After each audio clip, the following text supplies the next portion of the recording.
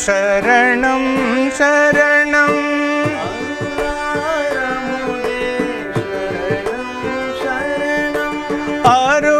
அருளாரமுதே சரணம் சரணம்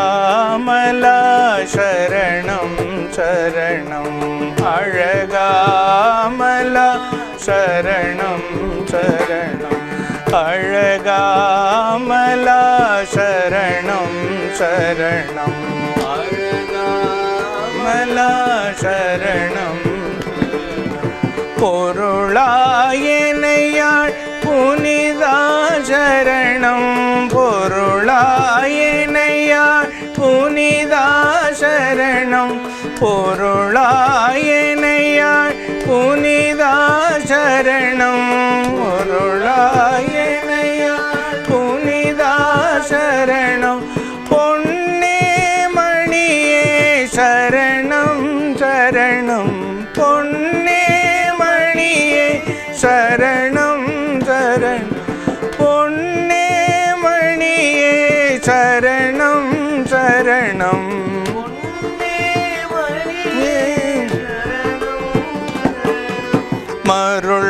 மருள்வார்கரியாய் சரணம் சரணம் மருள்வார்கரியாய் சரணம் சரணம் மருள்வார்கரியாய் சரணம் சரணம்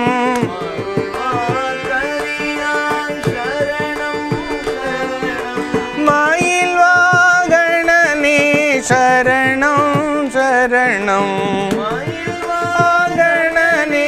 சரணம் மயில் வாகனனே சரணம் சரணம் மயில் வாகனனே சரணம் கருணாலயனே சரணம் சரணம் கருணாலயனே சரணம் சரணம் கந்தா சரணம் சரணம் சரணம் கந்தா சரணம் சரணம் கருணாலயனே சரணம் சரணம் கருணாலயனே சரணம் சரணம் கந்தா சரணம் சரணம் சரணம் சரணம் சரணம் கந்தா சரணம் சரணம் சரணம் கந்தா சரணம் சரணம் சரணம்.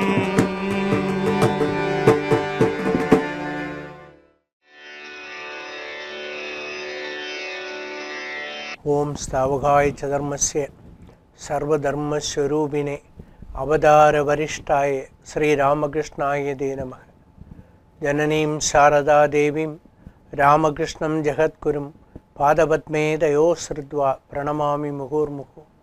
நம ஸ்ரீ யதிராஜாய விவேகானந்த சூரியே சச்சித் சுகஸ்வரூபாய சுவாமினே தாபகாரிணே.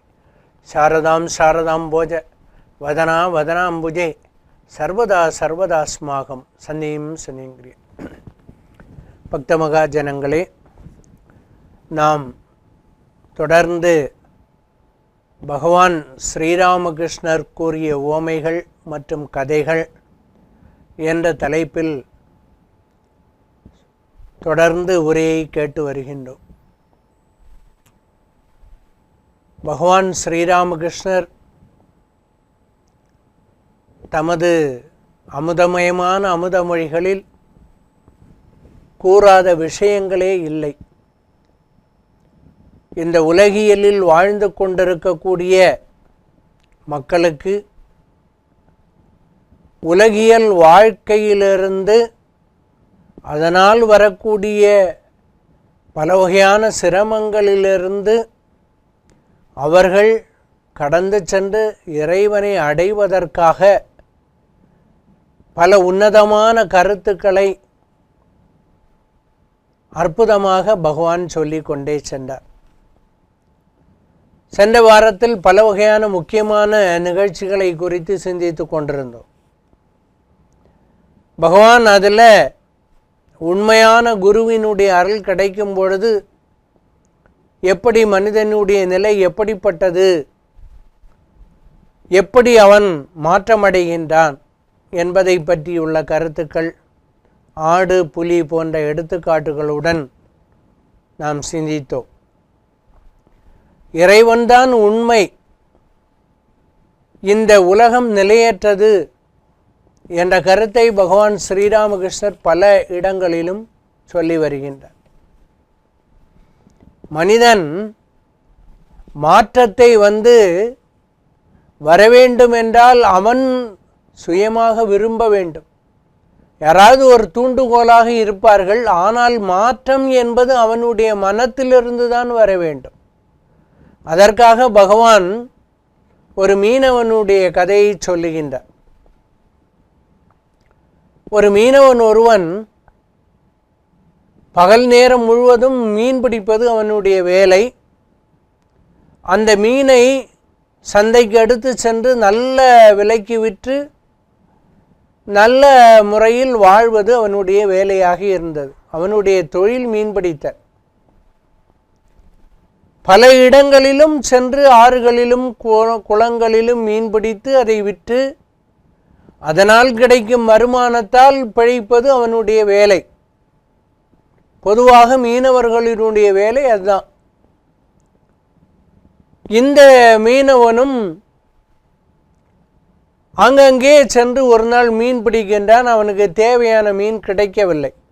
அப்பொழுது அவன் சொன்னான், இன்றைக்கு பட்டினி கிடக்கக்கூடிய ஒரு நிலைமை வந்துவிடுமே, மீனே கிடைக்கவில்லையே என்று சொல்லி அலைந்து கொண்டிருக்கும் பொழுது திடீரென்று ஒரு ஜமீன் பங்களாவை பார்க்கின்றான். அதன் அருகில் ஒரு அழகான குளம் இருப்பதை பார்க்கின்றான்.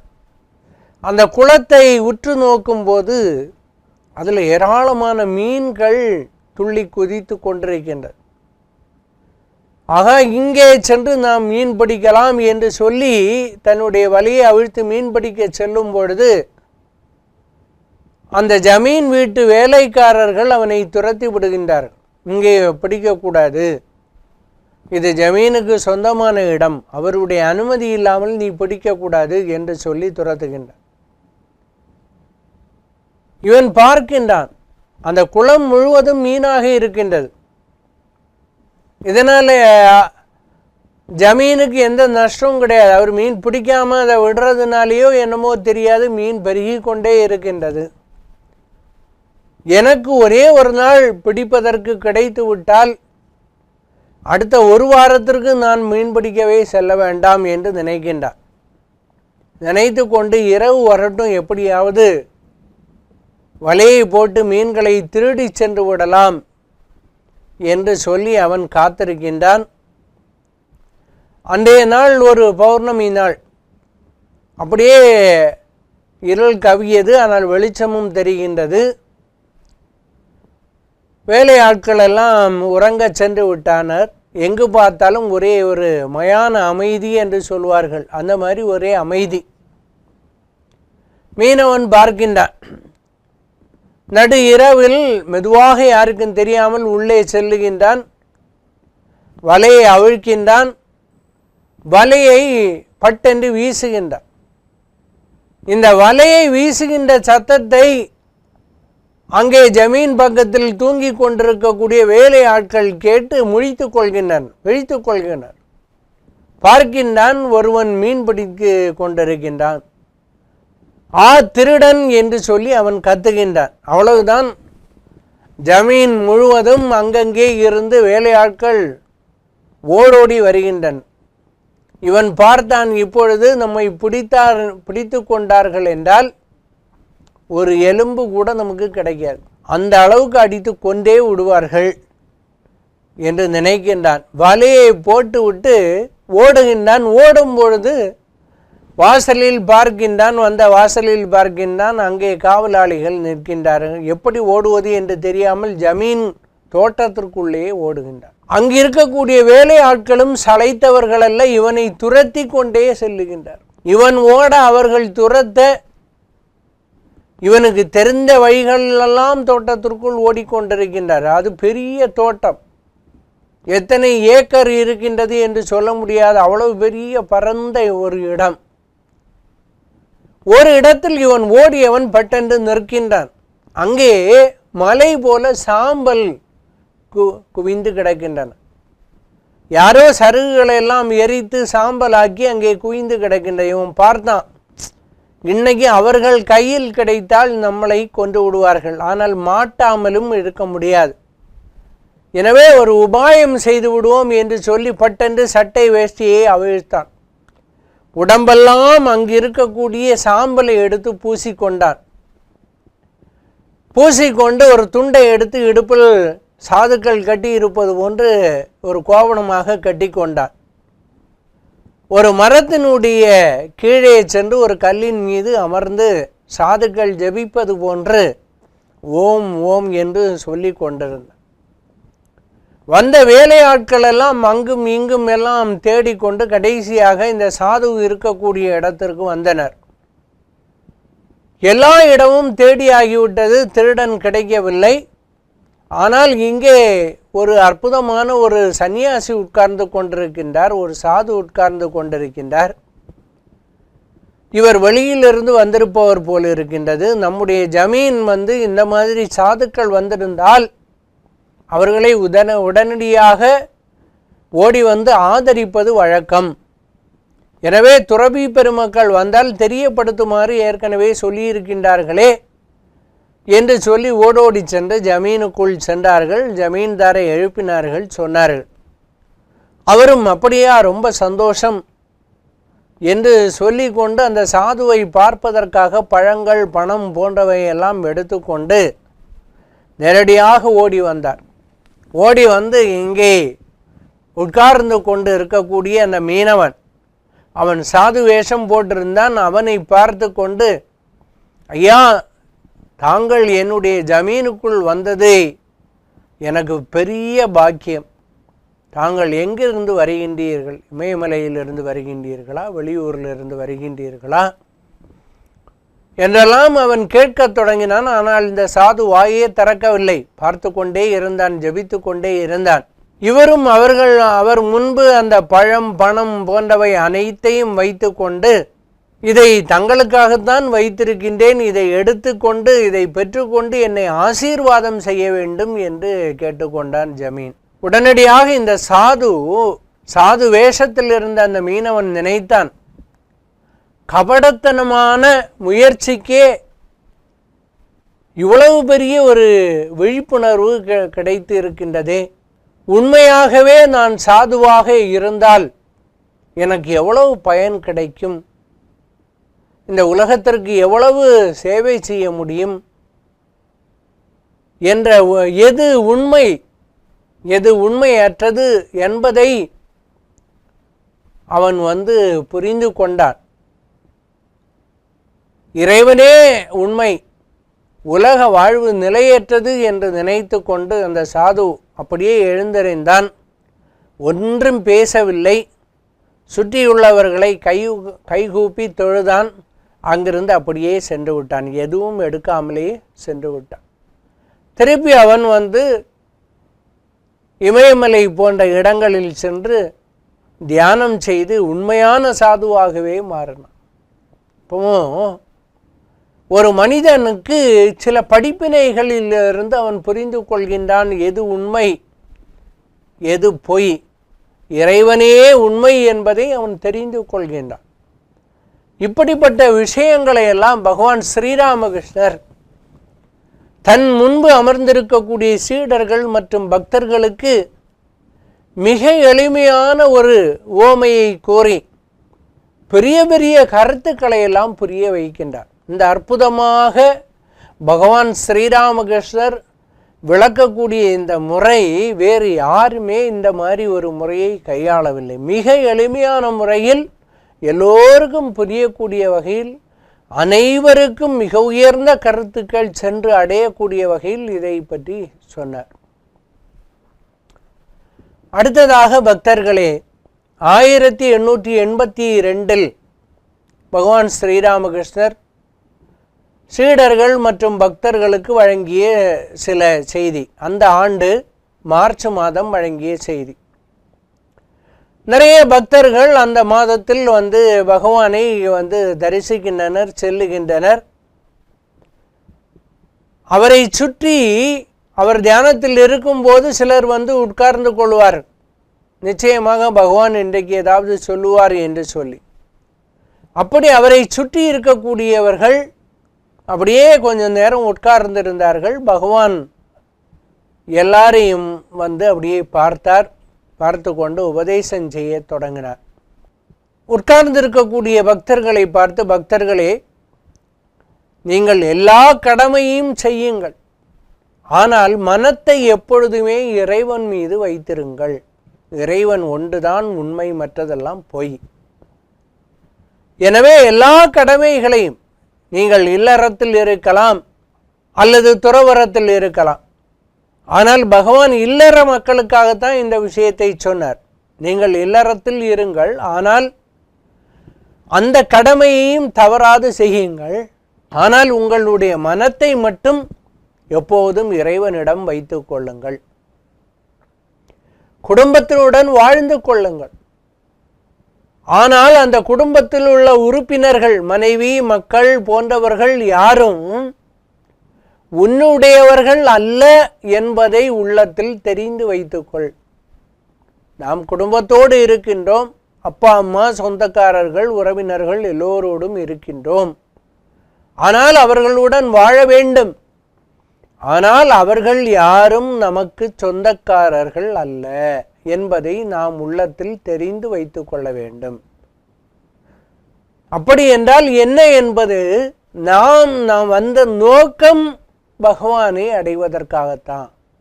பகவான் இந்த வாழ்க்கையை தந்திருக்கின்றார். இந்த வாழ்க்கையும் வாழ்க்கையில் உள்ள தர்மத்தையும் செம்மையாக கடைபிடிப்பதுடன் இறைவனையும் கட்டியாக பிடித்து கொள்ள வேண்டும் என்று பகவான் சொல்லுகின்றார். அதாவது அதற்கு ஒரு எடுத்துக்காட்டு சொல்லுகின்றார். பணக்கார வீட்டில் வேலை செய்யக்கூடிய வேலைக்காரி அங்கு இருக்கக்கூடிய அனைத்து பொருட்களும் தன்னுடையது என்று நினைப்பாள். அந்த பணக்காரனுடைய குழந்தைகள் கூட இவன் ஹரி, அவன் ராமன் என்று சொல்லி உரிமையோடு பெயரை சொல்லி கூப்பிடுவார். ஏதாவது ஒரு நேரம் அவர்கள் குறும்பு செய்து விட்டாலும் கூட அவள் கண்டிப்பாள், திட்டுவாள், ஏசுவாள், எல்லாம் செய்வாள். ஏனென்றால் அது அனைத்தும் தன்னுடையது என்ற ஒரு நினைவில் அங்கிருப்பவர்களை தன்னுடையவர்கள் என்று நினைத்து கொண்டிருக்கக்கூடிய ஒரு காரணத்தினால் அந்த மாதிரி அவள் செய்வாள். இருப்பினும் அவளுடைய மனம் எப்பொழுதும் எங்கே இருக்கும் என்றால் தன்னுடைய சொந்த குடும்பத்தை பற்றித்தான் நினைத்து கொண்டிருக்கும். இங்கே அவள் இருக்கக்கூடிய வேலைக்காக இருக்கக்கூடிய இடத்தில் கூட இது என்னுடையது என்று நினைத்தாலும் மனதளவில் அவள் எதைத்தான் நினைப்பாள் என்றால் தன்னுடைய சொந்த உறவுகளை பற்றித்தான் நினைப்பாள். என்னுடைய குடும்பம், என்னுடைய குழந்தைகள், அவர்கள் எப்படி இருக்கின்றார்களோ, என்ன செய்கின்றார்களோ என்ற ஒரு சிந்தனை அடிக்கடி அவளுடைய மனத்தில் வரும். அப்போ அவளுக்கு தெரிகின்றது இதெல்லாம் என்னுடையதல்ல என்று சொல்ல. பகவான் ஸ்ரீராமகிருஷ்ணர் மற்றொரு எடுத்துக்காட்டு சொல்லுகின்றார். ஆமையானது கடலில் நீந்தி கொண்டே இருக்கும். தன்னுடைய அதாவது இறைக்காகவும் மற்ற தேவைக்காகவும் அங்கும் இங்கும் நீந்தி கொண்டே இருக்கும்.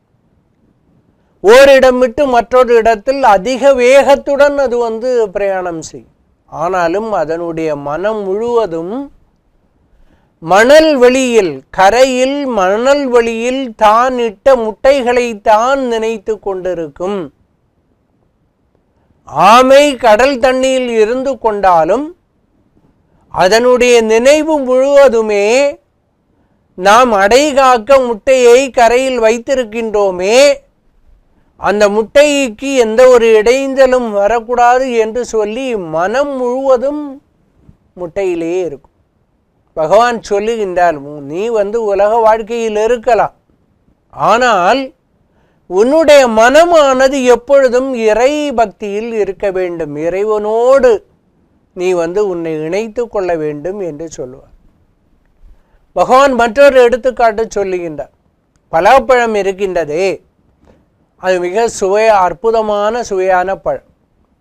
ஆனால் அந்த பலாப்பழத்தில் ஒவ்வொரு சுளையும் பிணைத்து கொண்டு பார்த்தீங்கன்னா பிசின் இருக்கும். அப்போ பலாப்பழத்தை வெட்டக்கூடியவர்கள் என்ன செய்ய வேண்டும் என்றால், நல்ல கத்தியை எடுத்துக்கொண்டு கைகளிலும் எண்ணெயை தேய்த்து கொள்ள வேண்டும். அந்த கத்தியிலும் நன்றாக எண்ணெயை தேய்த்து கொள்ள வேண்டும். தேய்த்து கொண்டு வெட்டினால்தான் அந்த பலாப்பழத்தில் இருக்கக்கூடிய அந்த பிசினானது கைகளிலும் படாது, அந்த கத்தியிலும் படாது. அப்போ அந்த பிசினை அகற்றுவதற்கு எண்ணெய் எப்படி பயன்படுகின்றதோ அதுபோல பக்தியானது நமக்கு மனதில் இருக்க வேண்டும். நீ அப்படிப்பட்ட பக்தியோடு இருந்து கொண்டால் நீ இல்லறத்தில் ஈடுபடுவதில் எந்த ஒரு பிரச்சனையும் இருக்காது. அப்படியென்றால் நீ பக்தி செய்ய வேண்டும் என்ற, இல்லறத்தில் முழு நேரமும் இல்லறத்தில் இருக்கும்போது எப்பொழுதெல்லாம் நீ பக்தி செய்ய வேண்டும், அதற்கும் பகவான் சொல்ற. நீ இல்லறத்தில் இருக்கும் போது சில மணி நேரமாவது எங்காவது தனித்திருந்து பகவானை தியானிக்க வேண்டும். மாதக்கணக்கில் நீ இல்லறத்தில் இருக்கும்போது சில நாட்களாவது தனியாக வெளியே எங்கேயாவது ஒரு இடத்திற்கு செல். ஏதாவது ஒரு கோயிலையோ அல்லது ஒரு குகையிலேயோ ஆள் நடமாட்டம் இல்லாத இடத்திலோ தனிமையில் இருந்து கொண்டு இறைவனை நீ பிரார்த்திக்க வேண்டும். அப்படி பிரார்த்தித்தால் நிச்சயமாக இந்த இல்லறத்தில் வரக்கூடிய துன்பங்கள் உனக்கு இருக்காது. பால் இருக்கின்றது, அந்த பாலில் பொறை விடுகின்றார்கள். அதை எப்பொழுதும் குலுக்கி கொண்டே இருந்தால் அது பால் தயிராக மாறாது. அதை என்ன செய்ய வேண்டும் என்றால் ஓரிடத்தில் அதை அசையாமல் வைத்து விட வேண்டும். அதே போல அது ஒரு தனி இடத்தில் எடுத்து வைத்து விட வேண்டும். சில மணி நேரம் கழித்து அது பார்த்தால் அது தயிராக மாறிவிடும். பாலில் தண்ணீரை சேர்த்து விட்டோமே என்றால் மீண்டும் அந்த தண்ணீரை பாலிலிருந்து பிரிக்க முடியாது. ஆனால் அந்த பாலை நன்றாக காய்ச்சி அதை பின்பு குளிர வைத்து தயிராக்கி அந்த தயிரை மத்தால் கடைந்து அதிலிருந்து வெண்ணெயை எடுத்து கொண்டால், இப்பொழுது இந்த வெண்ணெயை தண்ணீரில் போட்டால் அந்த வெண்ணெய் தண்ணீரில் கரையாது. இந்த வெண்ணெயை பாலில் போட்டுக்கொண்டால் அந்த வெண்ணெய் பாலின் மீது மிதக்க ஆரம்பிக்கும், எதிலும் அது ஒட்டாது. அதுபோல வாழ்க்கையில் நீ தனிமையாக இருந்து சாதனை செய்து கொண்டு ஞானம் பக்தி போன்ற, எப்படி அந்த பாலில் வெண்ணெயோ அதுபோன்று இந்த ஞானம் பக்தி போன்றவற்றை தனிமையில் இருந்து கொண்டு நீ பெற்றுக்கொண்டாயானால் இந்த உலக வாழ்க்கையானது உன்னை ஓரளவும் பாதிக்காது. அதற்கு மாறாக நீ எப்பொழுதுமே பணம் சம்பாதித்தல், மற்ற விஷயங்கள், குடும்பம் போன்றவற்றை நினைத்து கொண்டிருந்தால் மற்றவைகளெல்லாம் கிடைக்கும், ஆனால் நீ இறைவனை விட்டு வெகு தூரம் சென்று விடுவாய். எனவே பணத்தை பற்றி நீ பணம் பணம் பணம் என்று ஆசைப்பட்டே கொண்டே இருந்தால் என்றால் நீ இறைவன் என்ற ஞானத்தை விட்டு மிக விரைவில் வெளியே தூரத்தில் சென்று கொண்டே இருப்பாய் என்று பகவான் சொல்லுகின்றார். அப்பொழுது அங்கே உட்கார்ந்திருக்கக்கூடிய மகேந்திரநாத் குப்தா என்ற அவர்தான் இந்த அமுதமொழிகளை பகவான் சொல்ல சொல்ல குறிப்பெடுத்து நமக்கு அமுதமொழிகள் கிடைப்பதற்கு உதவியாக இருந்தவர். அந்த பகவானிடம் ஒரு கேள்வியை கேட்கின்றார். பகவானே, எந்த நிலையில் ஒருவன் இறைவனை அடைய முடியும் என்ற ஒரு கேள்வியை கேட்கின்றார். பகவான் சிரித்து கொண்டே பதில் சொல்லுங்கள். ஆழ்ந்த ஏக்கம், இறைவனை அடைய வேண்டும் என்ற ஒரு ஆழ்ந்த ஏக்கம் உன்னிடம் உருவாகுமானால் நீ அவரை சுலபமாக அடைய முடியும் என்று சொல்லிக்கொண்டு, இந்த உலகத்தில் 3 வகையான கவர்ச்சிகள் இருக்கின்றது. ஒன்று, உலகியல் பொருட்களில் மனிதன் ஈடுபடக்கூடிய கவர்ச்சி. ஒவ்வொரு பொருட்களும் வேண்டும் வேண்டும் வேண்டும் என்று அந்த உலக பொருட்களின் மீதுள்ள கவர்ச்சிகளிலேயே மனதை ரொம்ப ஒரு ஆழமாக, தனக்கு ஏதாவது ஒரு பொருள் பிடித்து விட்டதென்றால் அதன் மீது மனதை மிக ஆழமாக செலுத்த ஆரம்பித்து விடுவோம். இப்படிப்பட்ட ஒரு கவர்ச்சி. ஒரு குழந்தையிடம் தாய் கொண்டிருக்கக்கூடிய கவர்ச்சி. குழந்தைதான் உலகம், குழந்தையே எல்லாம், அதை தவிர வேறொன்றும் இல்லை என்று அந்த தாய் அந்த குழந்தையை நினைக்கின்றதே, அப்படிப்பட்ட ஒரு கவர்ச்சி. ஒரு கணவனிடம் மிகுந்த அன்பு வைத்து கொண்டிருக்கக்கூடிய ஒரு பதிவிரதையான ஒரு பத்தினி பெண்ணான ஒரு மனைவி அந்த கணவன் மீது எவ்வளவு அன்பு வைத்து கொண்டிருக்கின்றாளோ, எவ்வளவு பாசம் வைத்து கொண்டிருக்கின்றாளோ, கணவனே தான் என்னுடைய உயிர் என்று நினைத்து கொண்டிருக்கின்றாளோ, அதுபோன்ற ஒரு ஈடுபாடு இருந்தால் பகவானை நிச்சயமாக காண முடியும் என்று இந்த 3 கருத்துக்களை பகவான் சொல்லுகின்றார். இப்படியாக எளிய உதாரணங்கள் மூலம் பெரிய பெரிய கருத்துக்களை நமக்கு சொல்லக்கூடியவர் நம்முடைய அன்பான குருதேவர் பகவான் ஸ்ரீராமகிருஷ்ணன். இனி வரக்கூடிய நாட்களில் பகவான் என்ன சொல்லிக் கொண்டே இருக்கின்றார் என்று சொல்லக்கூடிய கருத்துக்களை பற்றி நாம் சிந்திக்கலாம் என்று கூறி நிறைவு செய்கின்றேன். நன்றி, வணக்கம்.